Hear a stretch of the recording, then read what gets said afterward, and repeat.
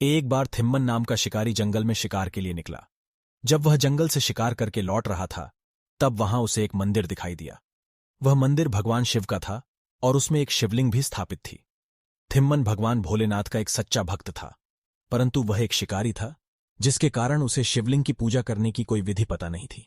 उसके पास शिवलिंग को अर्पण करने के लिए मांस के अलावा कुछ भी नहीं था, जिससे उसने वह मांस ही शिवलिंग पर चढ़ा दिया और फिर वहां से चला गया। वहां की देखरेख एक ब्राह्मण करता था, जो कि दूर किसी दूसरे गांव में रहता था। वह कभी कभी मंदिर की देखरेख करने के लिए आता था। एक दिन वह मंदिर में आता है तो उसे मंदिर में शिवलिंग पर मांस चढ़ा हुआ देखने को मिलता है। यह सब देखकर उसे बहुत दुख होता है। इसके बाद ब्राह्मण जब भी मंदिर में आता था तो उसे मांस वैसे ही शिवलिंग पर चढ़ा हुआ मिलता था। एक बार शिकारी ने मांस के साथ शिवलिंग पर पानी चढ़ाने का सोचा, परंतु उसके पास पानी भरने का कोई साधन न होने के कारण उसने नदी में से मुंह में पानी भरकर शिवलिंग को अर्पण किया। दूसरे दिन जब वह मंदिर का ब्राह्मण आया तो उसे यह सब देखकर बहुत दुख हुआ।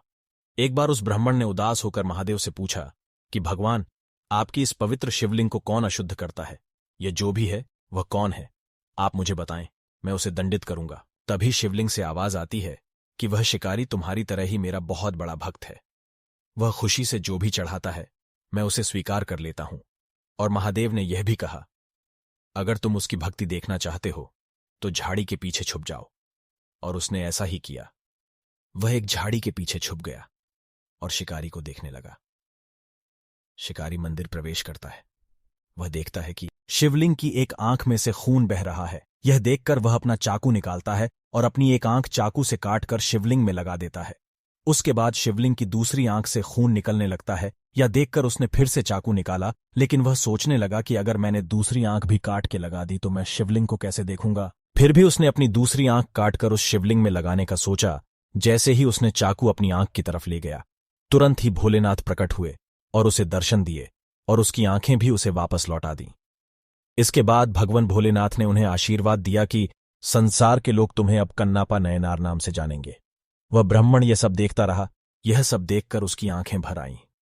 इससे यह पता चलता है कि हमारे देवों के देव महादेव किसी भी भक्त में भेदभाव नहीं करते। उन्हें सच्चे मन से जो भी अर्पण करो वो उसे स्वीकार कर लेते हैं। आप भी भगवान भोलेनाथ की सच्चे मन से भक्ति करो, उससे आपका भी कल्याण होगा। अगर यह कहानी अच्छी लगी हो तो इस वीडियो को एक लाइक जरूर करिए।